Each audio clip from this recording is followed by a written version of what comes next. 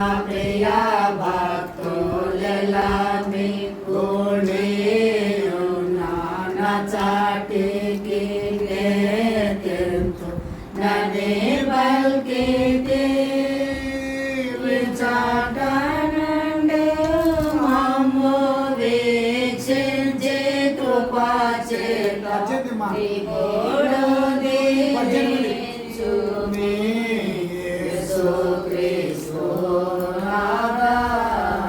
కూడికొని ఉన్నాము సందా ప్రభు కూడికొని ఉన్నాము కాలమాందోన గాని చేతల దుర్గతి నుండి యోండగా గను గంటివి శత సంఖ్య గల పాప జయమీవు క్షమించి అతి శాంతి విడతి ఆత్మస్వరూపా కూడికొని ఉన్నాము సంగా ప్రభు కూడికొని ఉన్నాము నిరాకమోని ప్రేమాని నారుణ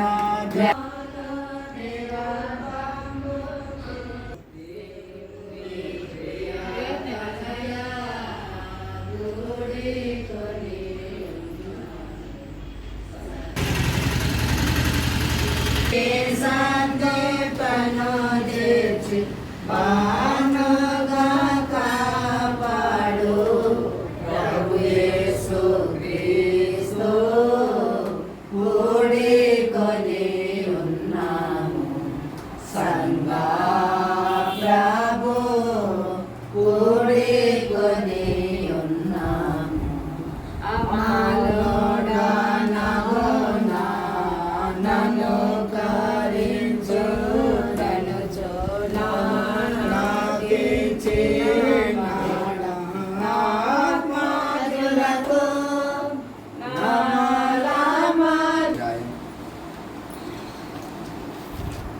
ఇరవై వచనం నుండి కొన్ని వచనాలు. మొదటి కొరింథీ 15:20 నుంచి.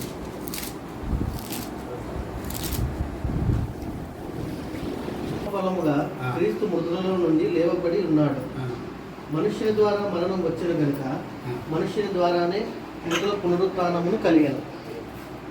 ఆదామునందు అందరూ ఎలాగ మృతి పొందుచున్నారో అలాగుననే క్రీస్తునందు అందరూ బ్రతికింపబడుదురు. ప్రతివాడును తన వరుసలోనే బ్రతికింపబడును.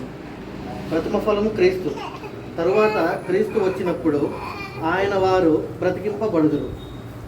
అటు తరువాత ఆయన సమస్తమైన ఆధిపత్యమును సమస్తమైన అధికారమును బలమును కొట్టివేసి తన తండ్రి అయిన దేవునికి రాజ్యము. మహాపరిశుద్ధుడు ఆ ప్రేమ కలిగిన తండ్రి నీకే స్తోత్రాలైనా ఇది వరకు తండ్రి పాటల వల్ల తండ్రి జయపాలయ్య గారి జ్ఞాపకార్థం జ్ఞాపకం బట్టి నేను ఇది వరకు ఆరాధన చేశాం తండ్రి నీ కృపను బట్టి ఇదిగో నీ దాసుని వాక్యమే కీర్తనంగా నీ ప్రేమ కరుణ కటాక్షం బట్టి వచ్చిన బిడ్డ నీ బదిలీ తీసుకుని నీ దాసుని బదిలీ తీసుకుని ప్రభావ ఆ మాటల వల్ల నీ బిడ్డను బలపరిచి నేను నా సంతోష బలాన్ని శక్తిని బలాన్ని కుటుంబానికి అనుగ్రహించమని యేసుక్రీస్తు నామం బట్టి అడిగి వేడుకుంటున్నాం పరమ తండ్రి. నందు ప్రియమైనటువంటి దేవుని బిడ్డలారా, గడిచిన 5 రోజుల క్రితం మన సంఘ సభ్యులు పెద్దలు జయపాలయ్య గారు మనతో ఉండేవారు. మరి ప్రభు పిలుపునందుకొని మరి ప్రభు సన్నిధానం చేరి ఉన్నాడు.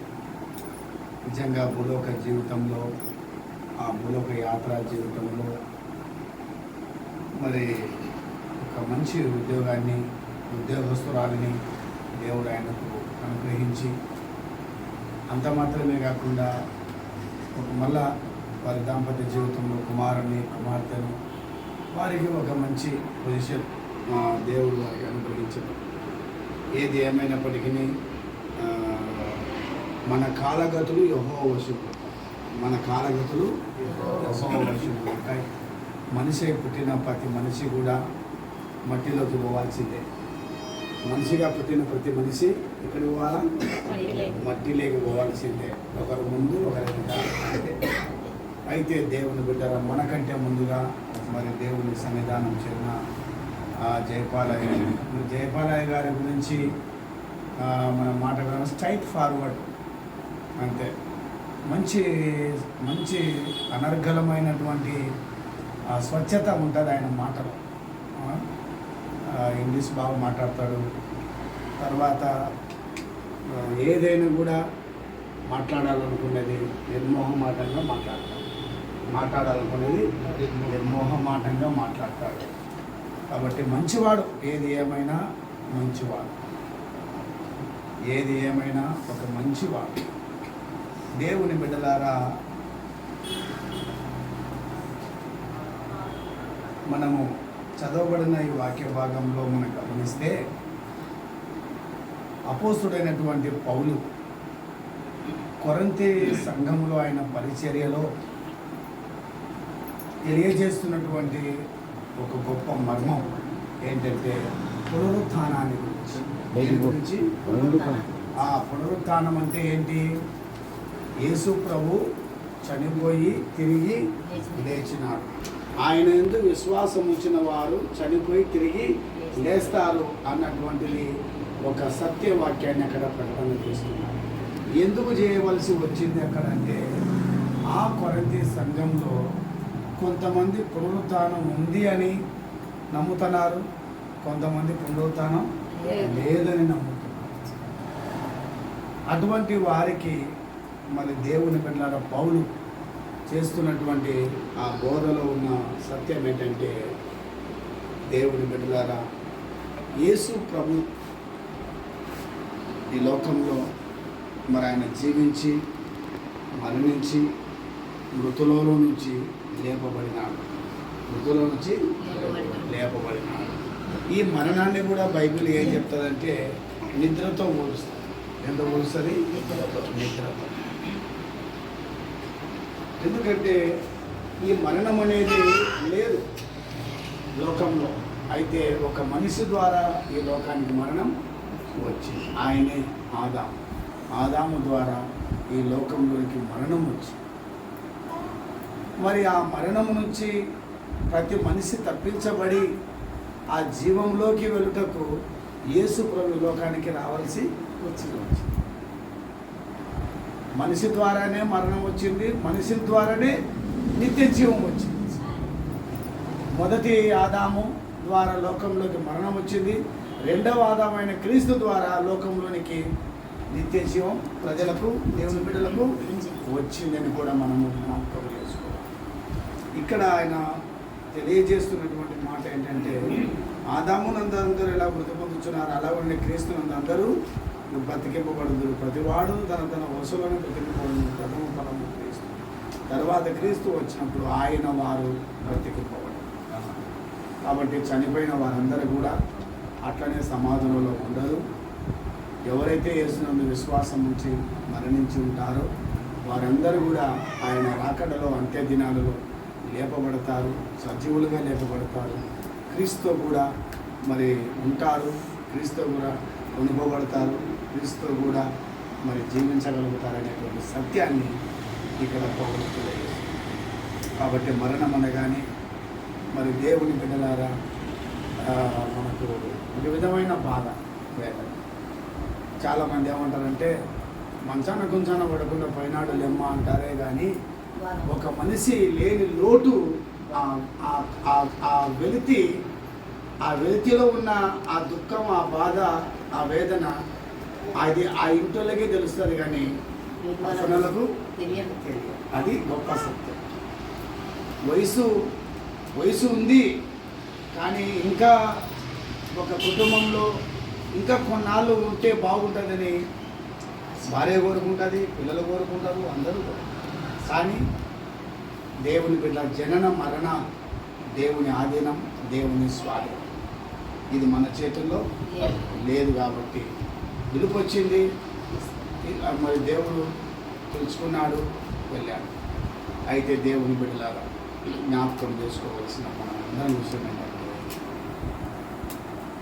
కుటుంబము ఆలోచన చేయవలసిన గొప్ప సత్యం ఏంటంటే మనకు నిరీక్షణ మనకేమిటి ఒకరోజు పరలోకంలో ఆ దైవ రాజ్యంలో మరి మనం కలుసుకుంటామనేటువంటి ఒక ఆశ నిరీక్షణ. కాబట్టి ఈ అశాశ్వతమైన లోకం కొన్ని దినాలే, శాశ్వతమైన లోకం పరలోకంలో మనకుంది. అక్కడ ఆయన సన్నిధానానికి జయపాలే గారు వెళ్ళినారు. మరి ఆయన రాజ్యంలో కలుసుకున్న పర్యంత వరకు మీ విశ్వాసాన్ని గట్టిగా పట్టుకొని ఆ దాసుడు లేని పరిస్థితులలో ఏమాత్రం మీరు ఆలోచన చింత చేయకుండా ప్రార్థనాపూర్వకంగా ధైర్యం తెచ్చుకొని బలం తెచ్చుకొని ముందుకు సాగుతూ మరి గ్రేసమ్మ గారు కుమారుణ్ణి కోడల్ని బిడ్డని వాళ్ళని చూసుకుంటూ ప్రార్థనతో బలపడుతూ మరి ముందుకు ధైర్యంగా సాగాలని కూడా నేను మనవి చేస్తూ ఉన్నాను. కాబట్టి నిన్ను సృష్టించిన వాడు నీకు భర్త అయినాడని వాక్యం సెలవిస్తాడు. ఆయనే మీ కుటుంబానికి పోషకుడు, మీ కుటుంబానికి మరి యజమాని. అటువంటి దేవుడు మిమ్మల్ని చేయబడకుండా మీ జీవిత ప్రయాణంలో మిమ్మల్ని బలపరిచి ఆదరించి ఓదార్చి ముందుకు నడిపించుగాక. అధ్యాయంలో దావీదు దేవుని సంకల్పం చొప్పున తన తరము వారికి సేవ చేసి నిద్రించెను అనే మాట మనం చూస్తాం. సహోదరులు గంధం జైపాల్ గారు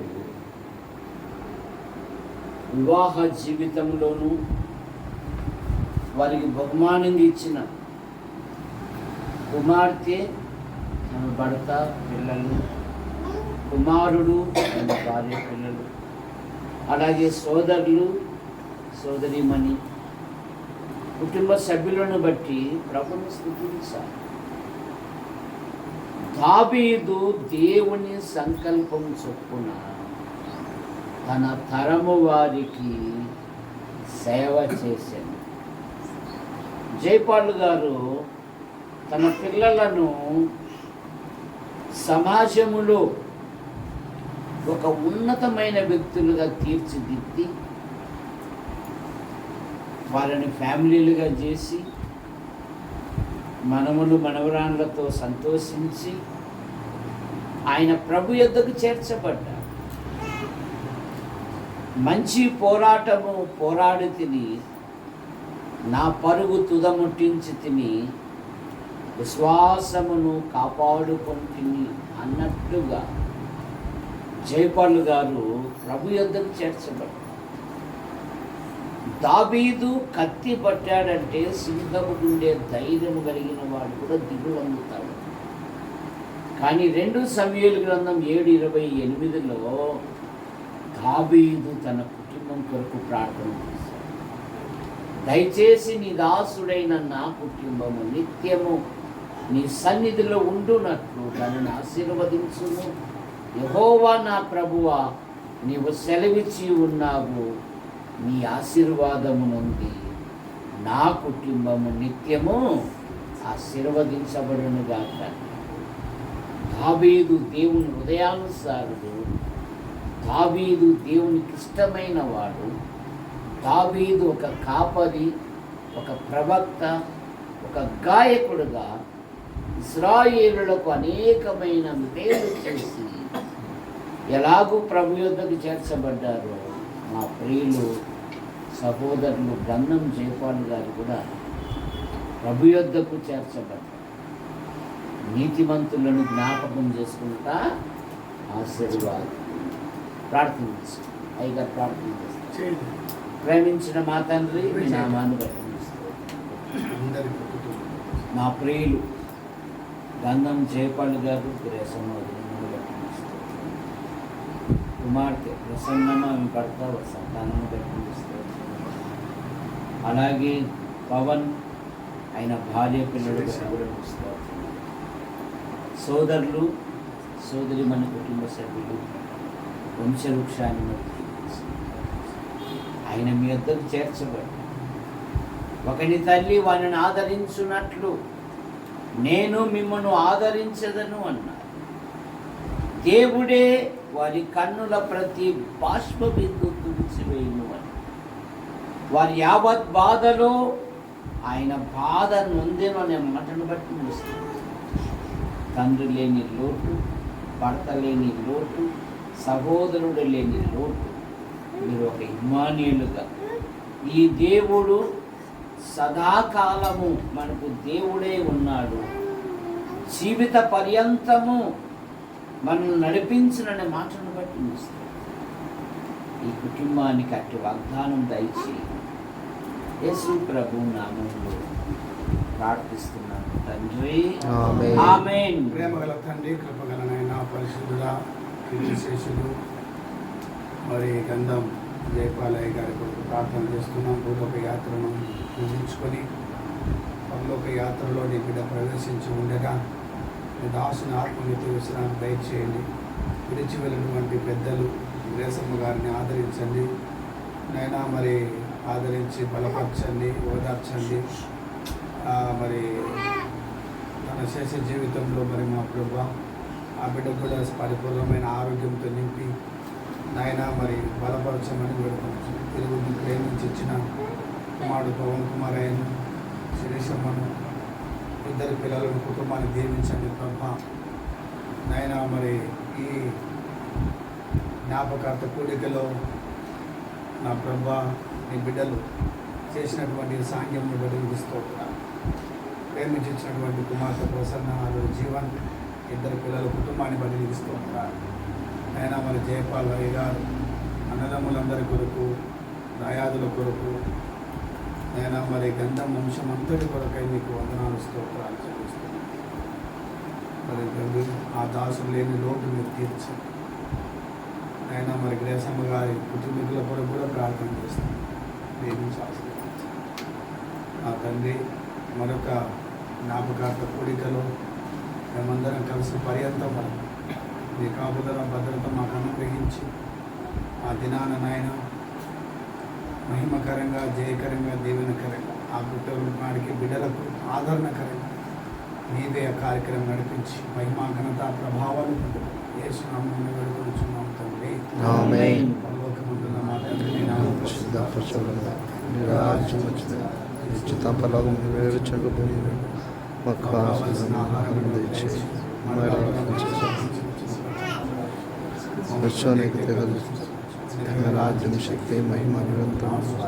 ఆమేన్. మన ప్రభుని యేసుక్రీస్తు కృప, తండ్రి అయిన దేవుని ప్రేమ, పరిశుద్ధాత్మ కలిగిన సహవాసం ప్రభునందు నిద్రించిన జయపాలయ్య గారి ఆత్మకు నిత్య విశ్రాంతి నిలబడినటువంటి దేశమ్మకు, పిల్లల పవన్, ప్రసన్నమ్మ కుటుంబాలతో, మహారాణతో, ఈ దిన ప్రార్థనలో కూడికలో ఉన్న బిడ్డలందరితో, జయపాలయ్య గారి కుటుంబీకులతోనూ, దేశమ్మ గారి కుటుంబీకులు సదా దేవుడు తోడైండి నడిపించును కాక. ఆమేన్. వందనాలు.